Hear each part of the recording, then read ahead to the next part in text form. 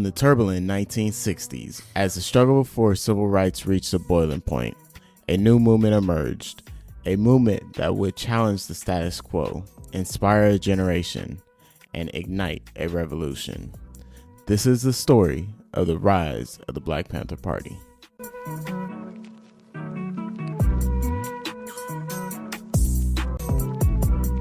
It was October 1966 in Oakland, California that Huey P. Newton and Bobby Seale founded the Black Panther Party for self-defense. With their bold vision and unwavering determination, Newton and Seale sought to address the systemic racism and inequality plaguing the black communities. Black people are treated very much as the Vietnamese people or any other colonized people because we're used, we're brutalized. The police in our community occupy our area, our community as a foreign troop occupies territory.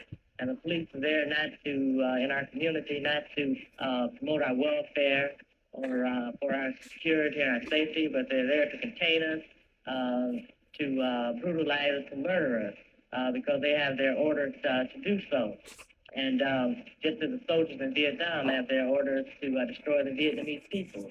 The police in our community couldn't possibly be there to protect our property because we own no property. They couldn't possibly be there to see that we receive the due process of law for the simple reason that the police themselves deny us the due process of law. And so it's very apparent that the police are only in our community, not for our security, but the security of the business owners in the community, and also to see that the status quo is kept intact. The Panthers' iconic image of armed patrols sent a powerful message challenging the notion that black communities were defenseless and vulnerable. But the Panthers' mission extended far beyond self-defense. They recognized that empowerment came through education, healthcare, and economic independence. The Panthers implemented community programs that provided free breakfast to children, healthcare services, and educational opportunities, empowering the people from within. People were scared of the Panthers. But what got less media attention was the welfare programs that the Panthers inspired. Like the Aboriginal medical services, the legal services, and the breakfast program for the kids. And that was run by the women. In the middle of the African American Civil Rights Movement, another marginalized group of the country began to rise, the women's equal rights movement. And they came looking for acquaintances that they could turn into allies. It was similar in time. The women's liberation movement in the white community began, and they were assuming that our pattern was their pattern, that they have domination by powerful men, and that women have to be liberated in this little context for women liberated from men. Well, we didn't have that context. We saw what we needed to be liberated from was racism.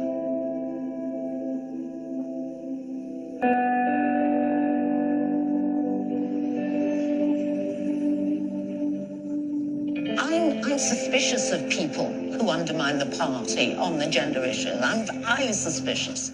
There wasn't the imperative of that moment in history to deal entirely with the gender issue. And we certainly weren't going to divide our movement on the basis of gender. That would have been ridiculous. We were already in a mass minority. Why would you divide your forces?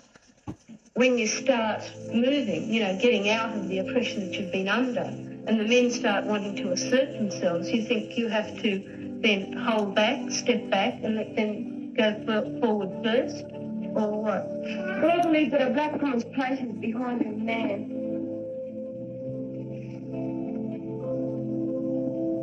I mean, most of the men now black men wouldn't be where they are today. Blacks are going through violence every day of their lives, and you women just talk about liberating women, want to liberate yourselves, while there's the blacks are going through violence every day of their lives. And you just talk about women's liberation. Everyone has to liberate themselves. Blacks have to liberate themselves. We can't liberate you. And that's what we're trying to say to you. We can't afford a split at the moment. If the men were oppressing us, it's not like we didn't know that. It's not like that we wanted to be victims. We knew we were victims. We got our strength from each other. What, are we going to go to the police if they abuse us? They hurt us in any way? That's a symptomatic of racism. No, the black women were making the sacrifice. Our men were already demonised by the media. If we pointed the finger at one man, they would say it was all black men.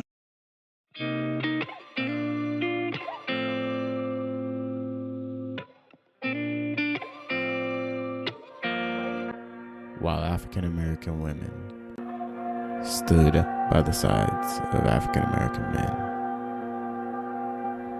the world lost a giant. Political activist, preacher,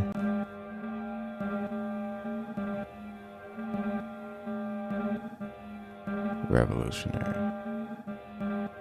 That is something about this method that has power.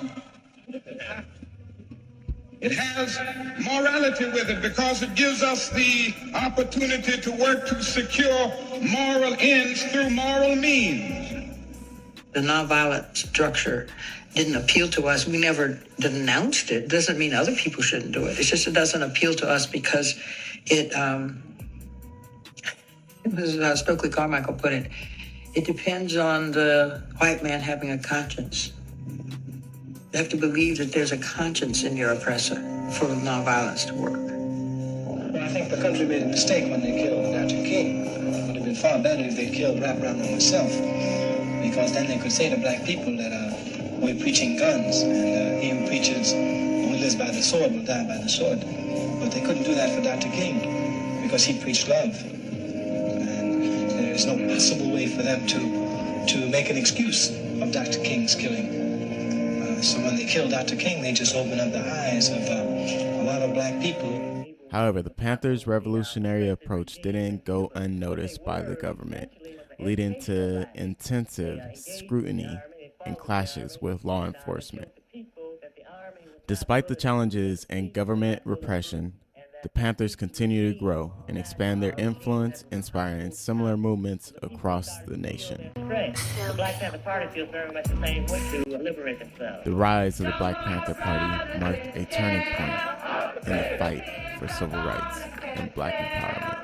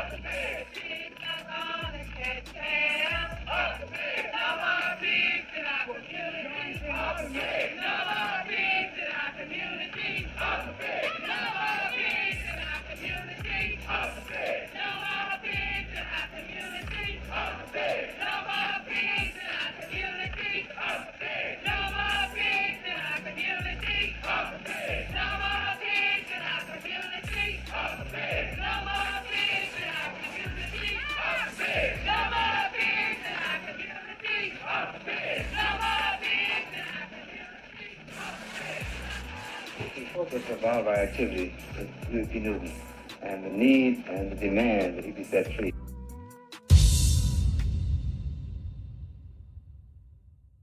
Back in the day. The Black Panther movement grew far and wide, inspiring similar movements around the world.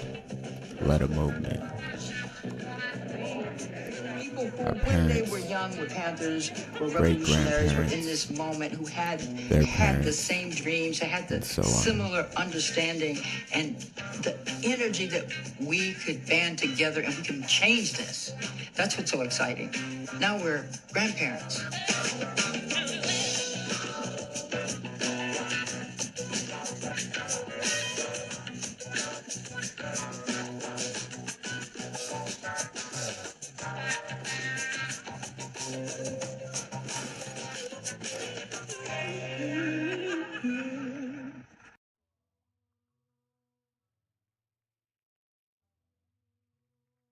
Bye.